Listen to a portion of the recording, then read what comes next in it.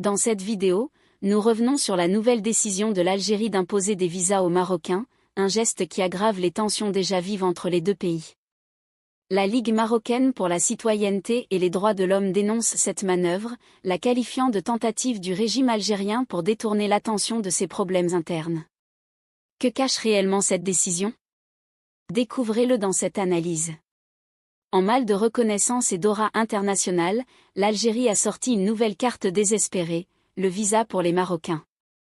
La Ligue marocaine pour la citoyenneté et les droits de l'homme, LMCDH, a fermement dénoncé cette décision du gouvernement algérien, qui s'inscrit dans une longue série de tensions diplomatiques entre les deux pays, exacerbées par la fermeture de l'espace aérien algérien aux avions marocains civils et militaires, intervenue après la rupture unilatérale des relations diplomatiques en août 2021.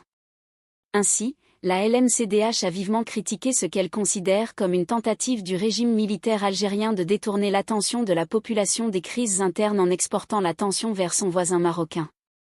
Cette décision est le dernier épisode d'une politique d'escalade visant à perturber la stabilité régionale, alors même que la région a besoin d'unité pour faire face aux crises humanitaires au Moyen-Orient, notamment à Gaza et au Liban, estime la Ligue. La fermeture des frontières terrestres entre le Maroc et l'Algérie remonte à août 1994, après que le Royaume ait imposé des visas aux Algériens suite à l'attentat terroriste de l'hôtel Hasni à Marrakech. Cet attentat, que Rabat attribue à des éléments soutenus par Alger, avait pour objectif, selon la LMCDH, de compromettre la sécurité nationale du Maroc. Cependant, en 2004, le Maroc avait supprimé unilatéralement cette obligation de visa pour les citoyens algériens dans un geste d'ouverture, auquel Alger avait réagi en 2005 en levant également l'exigence de visa pour les Marocains. La réimposition des visas par l'Algérie en 2024 s'inscrit donc dans un contexte diplomatique tendu, où chaque camp multiplie les accusations. La LMCDH précise en ce sens que cette décision vise à masquer les échecs du régime algérien, notamment le boycott massif des dernières élections présidentielles, perçu comme une simple mascarade, ainsi que l'incapacité du pays à contenir l'agitation croissante autour de la question du Sahara marocain. La LMCDH note également que l'Algérie tente d'utiliser la question saharienne comme un levier pour mobiliser l'opinion publique interne. Face à la reconnaissance croissante de la marocanité du Sahara sur la scène internationale et à l'adhésion à l'initiative marocaine d'autonomie comme solution viable et équitable, Alger et le Polisario se retrouvent de plus en plus isolés.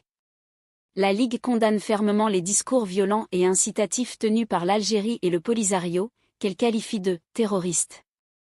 Ces déclarations, qui encouragent la violence contre les citoyens marocains, sont une violation flagrante du droit international des droits de l'homme et du droit humanitaire.